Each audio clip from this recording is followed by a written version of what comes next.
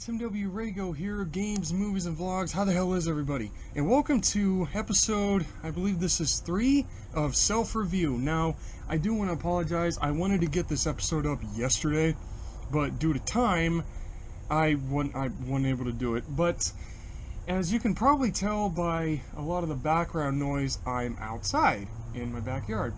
Mainly because of the fact that the movie that I have for you all this week mainly takes place outside, and that movie is A Quiet Place from 2018, starring Emily Blunt and John Krasinski. Now, I just want to tell you right now, this movie's freaking amazing. This is one of the best movies I've ever seen, and I gotta tell you right now, John Krasinski, he not only stars in this movie, but he also directed it, so yeah, so nice. And what's so weird is this guy is, from what I've heard, he mainly does funny stuff. He mainly does, comedy or something like that, but, the fact that hold on a minute. Sorry, I almost belched. The fact that this guy is mainly known for doing funny stuff, and he gets his fingers in this, that's very interesting. But I'm telling you right now, he did a great job. He did a really great job on this movie. And as you can see in the screenshot with him and Emily Blunt, there's 2 kids. I don't know their names, but I'm telling you this right now. Everybody in this movie does a great job. The movie builds a lot of tension. There's a plane flying over my head right now. There's a plane flying over my house right now.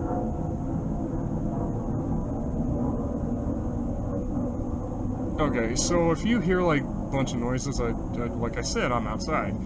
So this movie has actually one of the most simple premises I've ever seen.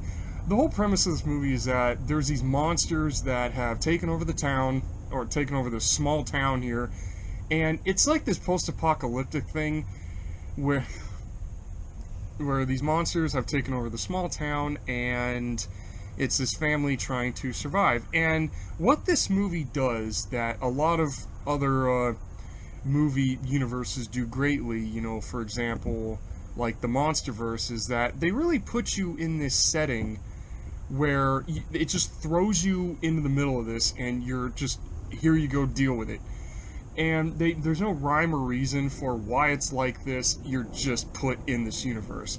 And this movie does, like the Monsterverse, this movie does a great job of doing that.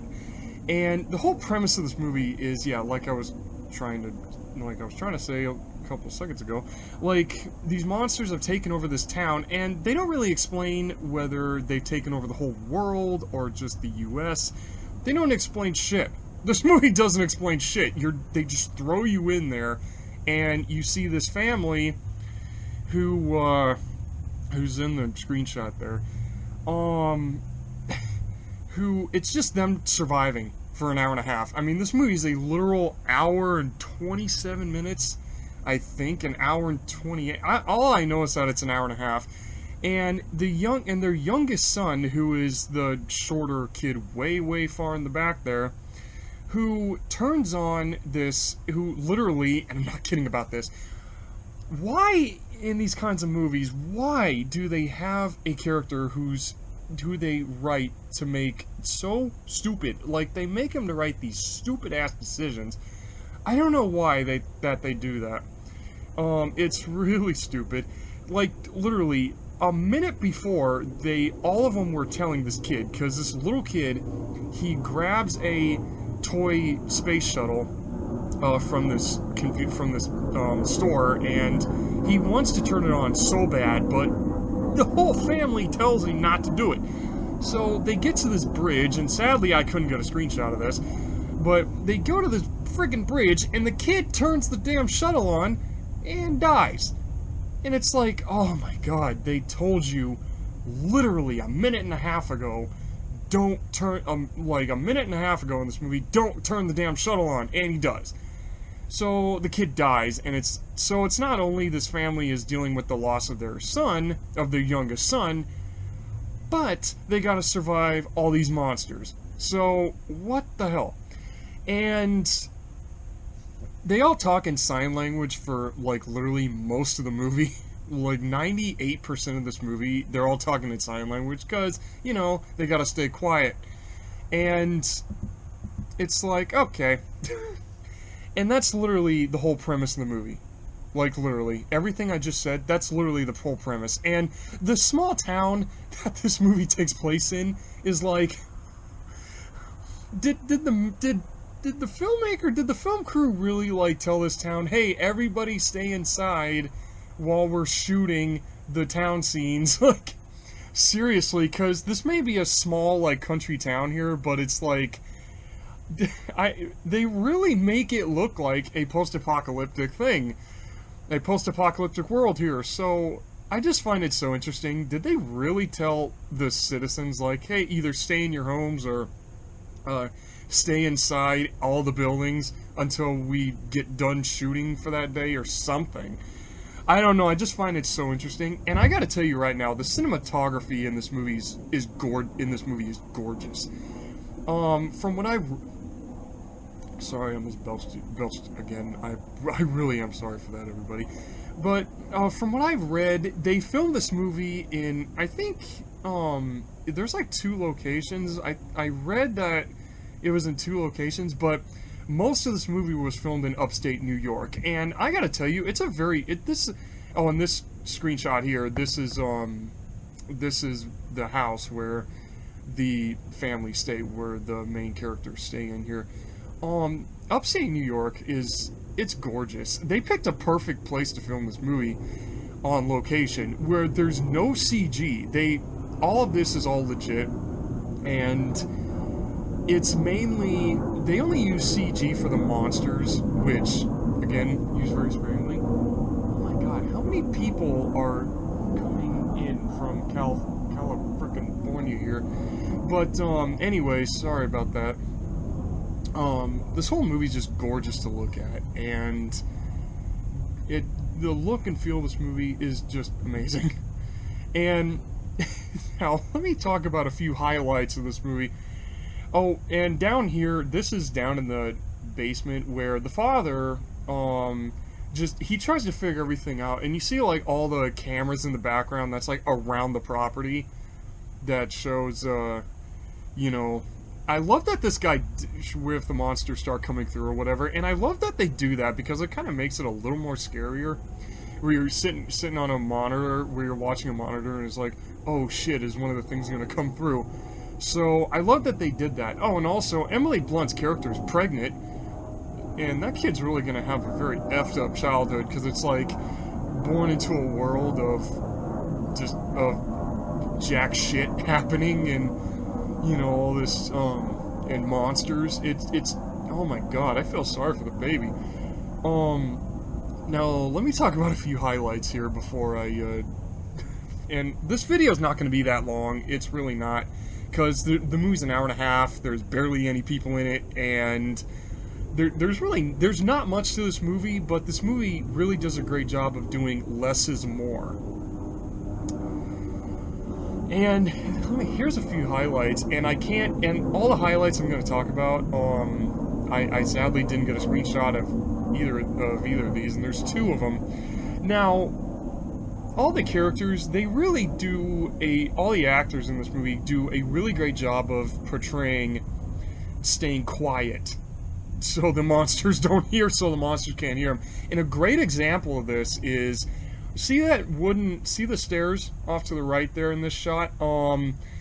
I can't believe you don't see it.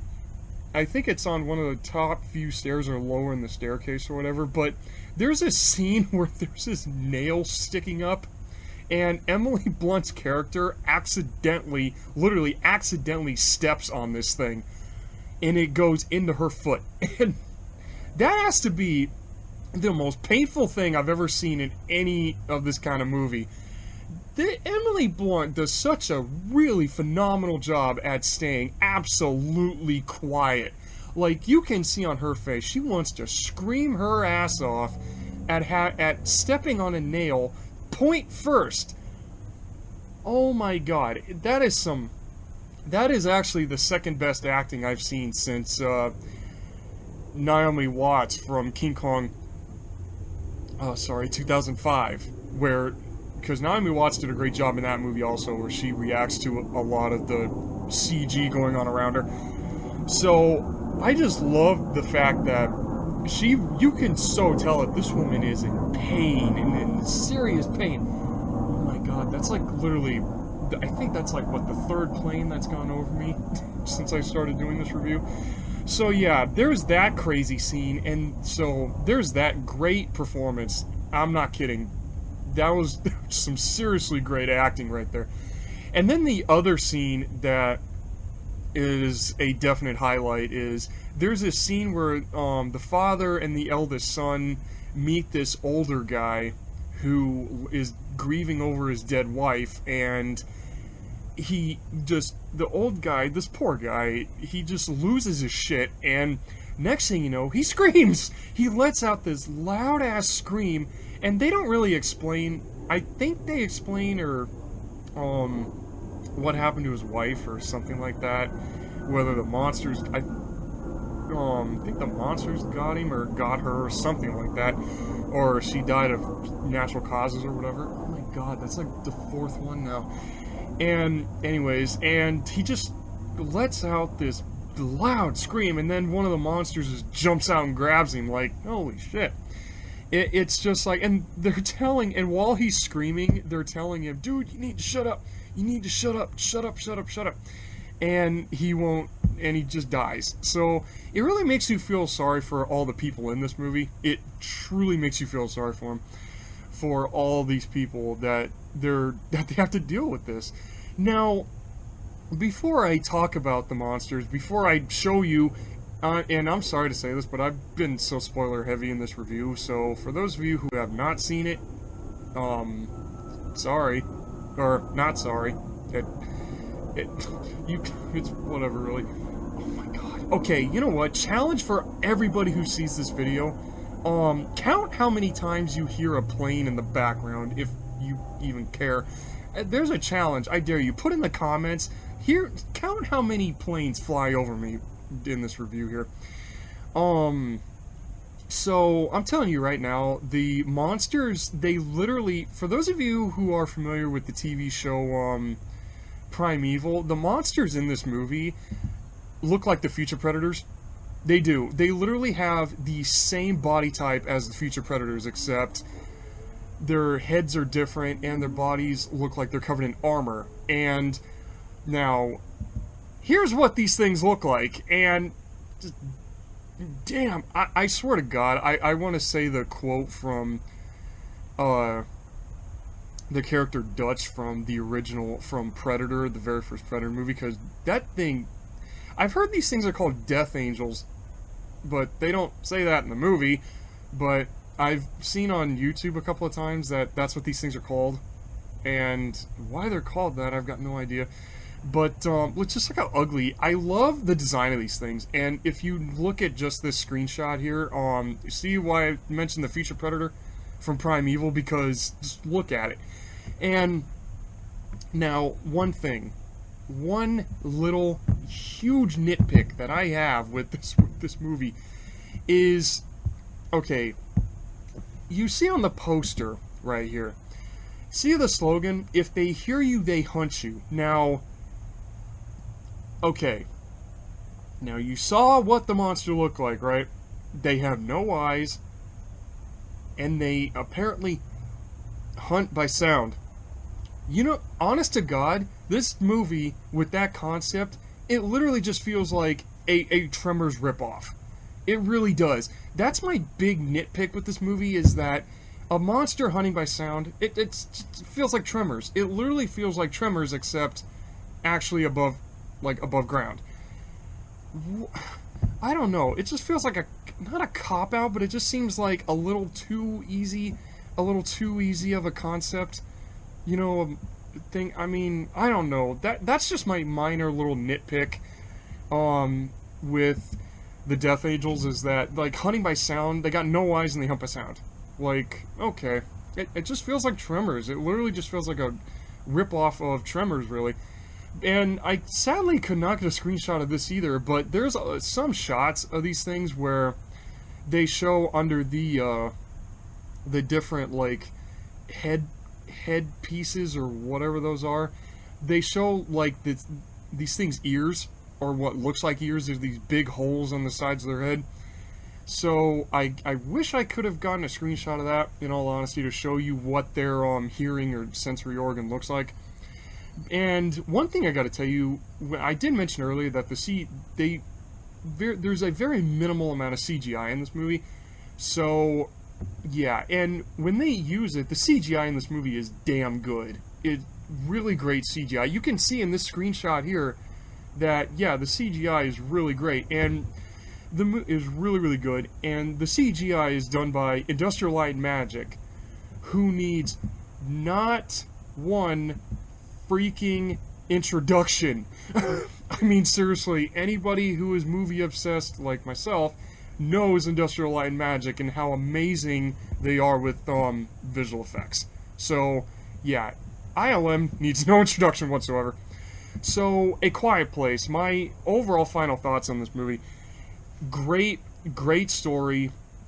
All the actors do such a great job on building tension and the suspense and putting you in this world, this post-apocalyptic world. This movie straight up gets a perfect,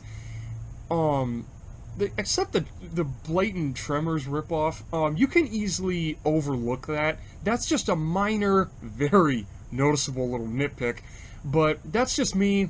That's just this minor little nitpick that I have to the movie. But overall, this movie gets a straight up 10.